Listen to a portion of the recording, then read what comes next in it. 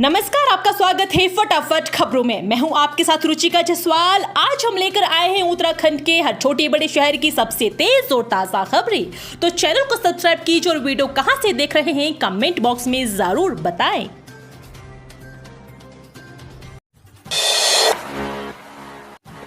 सेवानिवृत्त होने वाले कर्मचारियों के लिए खुशखबरी, पेंशन बढ़ाने के लिए होगी एक वेतन वृद्धि। राज्य सरकार के अधिवर्षात आयु प्राप्त कर 30 जून और 31 दिसंबर को सेवानिवृत्त होने वाले कर्मचारियों को राज्य सरकार ने राहत दी है। इन तिथियों पर रिटायर होने वाले कर्मचारियों को सरकार नेशनल इंक्रीमेंट का लाभ देगी। मंगलवार को सचिव वित्त दिलीप जावलकर ने इस संबंध में आदेश जारी कर दिए हैं। फैसले का लाभ कर्मचारियों को हाईकोर्ट के 11 अप्रैल 2023 के आदेश और शासनादेश जारी होने से पहले के वर्ष में 30 जून और 31 दिसंबर को सेवानिवृत्त हुए हैं। प्रदेश मंत्रिमंडल की बैठक में पहले इस संबंध में निर्णय हो चुका है। सुप्रीम कोर्ट और हाईकोर्ट में इस तरह के मामलों में कार्रवाई के आदेश हो चुके हैं। शीतकालीन यात्रा को लेकर भक्तों में उत्साह, कड़ाके की ठंड और बर्फबारी के बावजूद है पहुंच रहे। शीतकालीन चारधाम यात्रा को लेकर श्रद्धालुओं में खासा उत्साह है। 30 दिसंबर तक 15,314 तीर्थयात्री चार धामों के शीतकालीन प्रवास स्थलों पर दर्शन कर चुके हैं। इनमें केदारनाथ के शीतकालीन प्रवास स्थल ओंकारेश्वर मंदिर ऊखीमठ में सर्वाधिक 6,482 श्रद्धालु पहुंचे हैं, जबकि पांडुकेश्वर में 5,104 तीर्थयात्रियों ने भगवान बद्री विशाल के दर्शन किए हैं। इंजीनियरिंग के छात्रों के लिए अच्छी खबर, पढ़ाई के साथ कमाई का मौका दे रही उत्तराखंड की ये यूनिवर्सिटी तकनीकी शिक्षा पढ़ाई करने वाले छात्र छात्राओं को अध्ययन के साथ कमाई करने का मौका भी दिया गया है। कौशल विकास में दक्ष छात्र छात्राएं बीटेक जैसे पाठ्यक्रम की पढ़ाई के साथ अपने संस्थान में पार्ट टाइम जॉब कर आय अर्जित कर सकते हैं। उत्तराखंड तकनीकी विवि ने वर्ष 2025 में अधिक से अधिक छात्रों को यह लाभ प्राप्त करने का लक्ष्य रखा है। तराई में नया सियासी तूफान, सीएम धामी से मुलाकात में ठुकरा की क्या हुई बात। रुद्रपुर में राजनीतिक सियासत को लेकर बड़ी खबर सामने आ रही है। नगर निगम में मेयर पद के आजाद उम्मीदवार के रूप में अपने भाई संजय और खुद का पर्चा दाखिल करने वाले पूर्व विधायक राजकुमार ठुकराल की देहरादून में मुख्यमंत्री पुष्कर सिंह धामी और प्रदेश अध्यक्ष महेंद्र भट्ट से मुलाकात हुई है। इसमें भाजपा प्रत्याशी विकास शर्मा के लिए ठुकराल को समर्थन करने की मांग की गई है। ये बैठक 20 मिनट से अधिक तक चली। हालांकि बैठक में पार्टी ज्वाइनिंग को लेकर कोई चर्चा नहीं हुई है। प्रवासियों को राज्य में निवेश के लिए प्रोत्साहित करेगी सरकार। 12 जनवरी को दून में होगा सम्मेलन।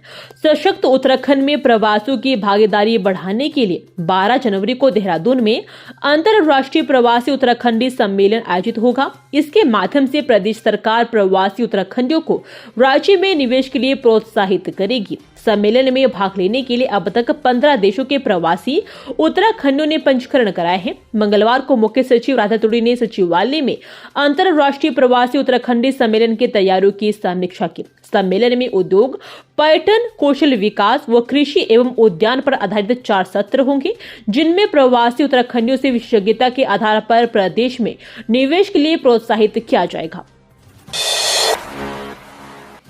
टिकट कटने से कांग्रेस में नहीं थम रहे विरोध के स्वर, अब रूठों को मनाएगी पार्टी। निकाय चुनाव में टिकट कटने से कांग्रेस में विरोध के स्वर थम नहीं रहे हैं। डैमेज कंट्रोल करने के लिए प्रदेश कांग्रेस रूठों को अब मनाएगी।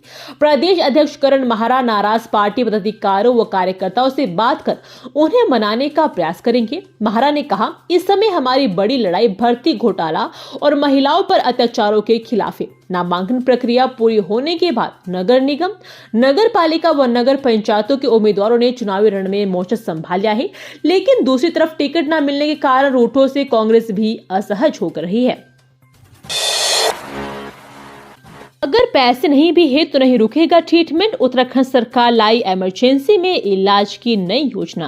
राज्य सरकार ने सरकारी अस्पतालों की इमरजेंसी सेवाओं का उपचार शुरू कर दिया है, जिसकी शुरुआत मेडिकल कॉलेजों से की गई है। स्वास्थ्य सचिव डॉक्टर आर राजेश कुमार ने निर्देश दिए हैं कि राजकीय मेडिकल कॉलेजों में आपातकालीन चिकित्सा प्रबंधन को और अधिक दुरुस्त किया जाए, जिसके लिए नई गाइडलाइन उन्होंने जारी की है। गाइडलाइन के अनुसार किसी भी अस्पताल का यह दायित्व है कि इमरजेंसी एमरजेंसी में आने वाले हर एक मरीज को इमरजेंसी मेडिकल केयर उपलब्ध कराएं। अगर मरीज के पास पैसे भी नहीं हैं, तब भी चिकित्सक या अस्पताल उसके इलाज में ना तो किस तरह की देरी करेंगे और ना ही इलाज से इनकार करेंगे। समिति की हज यात्रियों को एक बार फिर से दी बड़ी राहत, दूसरी किस्त 6 जनवरी को होगी जमा। उत्तराखंड राज्य हज समिति की ओर से हज यात्रियों को एक बार फिर से बड़ी राहत दी गई है। समिति ने चयनित आवेदकों के लिए दूसरी किस्त जमा कराने की तिथि बढ़ाकर 6 जनवरी कर दी है। उत्तराखंड राज्य हज समिति अध्यक्ष खतीब अहमद की ओर से अधिशासी अधिकारी मोहम्मद मिशन ने बताया, चयनित हज आवेदकों को दूसरी किस्त 1.42 लाख रुपए जमा करने का 30 दिसंबर तक का समय दिया गया था। यमुनोत्री धाम जाने की राह होगी और सुगम, पालीगढ़ जानकी चट्टी सड़क की जाएगी डबल लेन। यमुनोत्री धाम जाने की राह और सुगम होगी। राष्ट्रीय राजमार्ग ने पालीघाट से जानकी चट्टी तक डबल लेन की योजना का संशोधित प्रस्ताव सड़क परिवहन एवं राजमार्ग मंत्रालय को भेजा है। इस कार्य में 4.25 अरब की राशि खर्च होगी। नए साल में इस पर कार्य शुरू होने की संभावना है। यमुनोत्री धाम के तहत पालीघाट जानकी चट्टी की दूरी करीब 23 किलोमीटर है। यह सिंगल लेन है। पहले इसे डबल लेन करने की योजना बनाई गई थी। इसके तहत पेव्ड शोल्डर के साथ करीब 12 फीट चौड़ा किया जाना था। इस पर करीब 4 अरब का बजट रखा गया था, पर 12 फीट सड़क की चौड़ाई की अनुमति हाई पावर कमेटी ने नहीं दी। सीएम धामी बताए, नए साल की प्राथमिकताएं यूसीसी, भू कानून और दिल्ली देहरादून एक्सप्रेसवे को लेकर कही ये बात। मुख्यमंत्री पुष्कर सिंह धामी ने प्रदेश वासियों को नए वर्ष की शुभकामनाएं दी है। उन्होंने कहा, इस वर्ष प्रदेश में सरकार द्वारा दी गई अहम पहल धरातल पर उतरती नजर आएगी। इसमें यूसीसी व भू कानून प्रदेश में लागू होंगे तो दिल्ली देहरादून एक्सप्रेसवे भी शुरू हो जाएगा। राष्ट्रीय खेलों का आयोजन होगा। 4 धाम यात्रा विकास प्राधिकरण अस्तित्व में आएगा। साथ ही 4 जिला मुख्यालयों के लिए हेली सेवा शुरू होगी और महिला सशक्तिकरण के क्रम में महिला चालकों के लिए शुरू की गई सीएम सारथी योजना भी शुरू की जाएगी। लक्ष्य सेन के कांस्य जीतने पर देवभूमि में खुशी। चीन में आयोजित हुई थी किंग कप इंटरनेशनल स्पर्धा। चीन में बैडमिंटन खिलाड़ी और 2 बार के ओलंपिक चैंपियन लिन डैन द्वारा आयोजित किंग कप इंटरनेशनल में लक्ष्य सेन के कांस्य पदक जीतने पर उत्तराखंड की खेल जगत में खुशी की लहर है। लक्ष्य जल्द ही 38वें राष्ट्रीय खेलों के शिविर में भी प्रतिभाग करेंगे। उत्तरांचल ओलंपिक संघ के महासचिव डॉक्टर DK सिंह ने कहा, लक्ष्य ने एक बार फिर देश और उत्तराखंड को गौरव के पल महसूस कराए हैं। उनकी चमक लगातार बढ़ रही है। जल्द ही वह 38वें राष्ट्रीय खेलों में हिस्सा लेंगे और राज्य के लोगों को फिर से गौरवान्वित भी करेंगे। बागियों को भाजपा अध्यक्ष ने दी कार्रवाई की चेतावनी, इन्हें सौंपा असंतुष्टों को मनाने का जिम्मा। भाजपा प्रदेश अध्यक्ष महेंद्र भट्ट ने निकाय चुनाव में पार्टी के अधिकृत प्रत्याशियों के खिलाफ कार्रवाई की चेतावनी दी है। उन्होंने कहा, हमें पूरी उम्मीद है कि 2 जनवरी तक ऐसे सभी प्रत्याशी नामांकन वापस ले लेंगे। पार्टी ने असंतुष्टों को और बागियों को मनाने के लिए सांसदों और विधायकों को जिम्मा सौंपा है। कुछ जगहों पर प्रदेश पदाधिकारियों को भी लगाया गया है। देहरादून नगर निगम समेत गढ़वाल और कुमाऊं के कई निकायों में भाजपा के अधिकृत प्रत्याशियों के खिलाफ नामांकन दाखिल हुए हैं। इनमें कुछ चेहरे पार्टी के पदाधिकारी भी रहे हैं।